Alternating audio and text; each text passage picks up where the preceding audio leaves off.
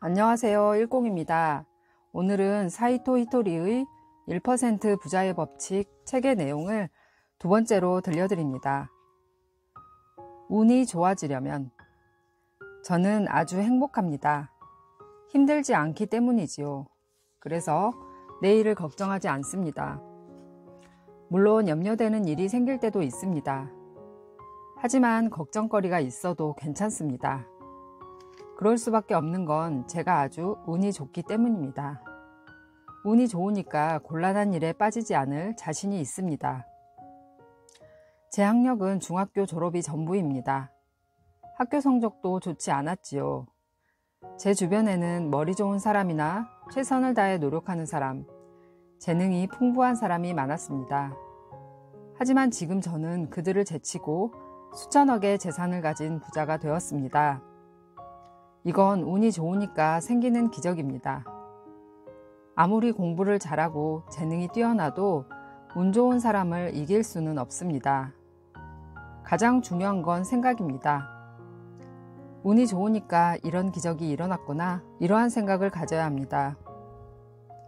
나는 참 운이 좋아.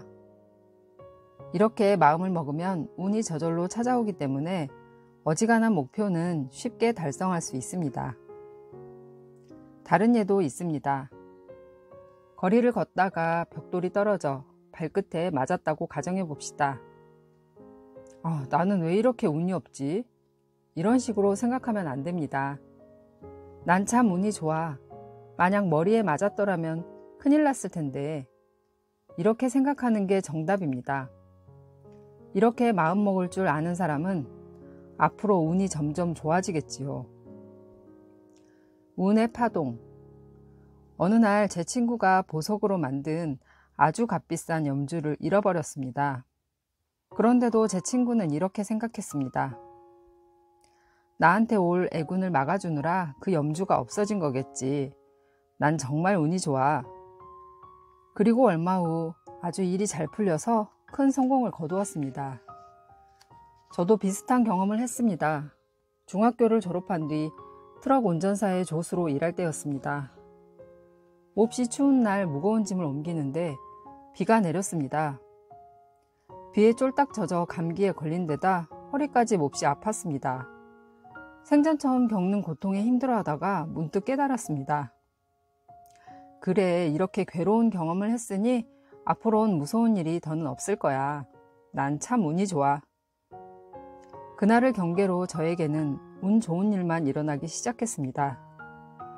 운 좋은 사람에겐 좋은 일만 일어나고 운 나쁜 사람에게는 늘 안 좋은 일만 일어납니다. 회사나 아내에 대해 언제나 불평불만을 일삼는 사람이 있었습니다. 그러던 어느 날 아내가 도망가고 다음 날 회사가 도산했다는 이야기가 전해집니다. 운 좋은 사람이 되려면 운 좋은 사람과 사귀어야 합니다. 운 좋은 사람에게는 운의 파동이 나오기 때문입니다. 만약 자신이 운 좋은 사람이라면 운의 파동을 주고받아 더 큰 운을 불러오게 됩니다. 도약의 기회. 사람들의 눈에는 난관으로 보여도 제게는 그렇지 않은 때가 많습니다. 때론 그 어려움이 빛나는 보물이 되어주기도 하지요. 겉으로는 힘들어 보일 수도 있지만 사실 그건 신의 선물일지 모릅니다. 실제로 그런 일을 몇 번이나 겪었습니다. 난관이 오히려 도약의 기회가 되는 경우를요. 예를 들어 아주 우수한 직원이 있고 회사에 없어서는 안 될 존재라고 해봅시다. 어느 날 그 직원이 회사를 그만두겠다고 말합니다. 사장이 평범한 사람이라면 큰일이라며 머리를 싸매겠지요. 하지만 제 경우엔 전혀 고민하지 않았습니다. 더 우수한 직원이 올 것을 알고 있으니까요.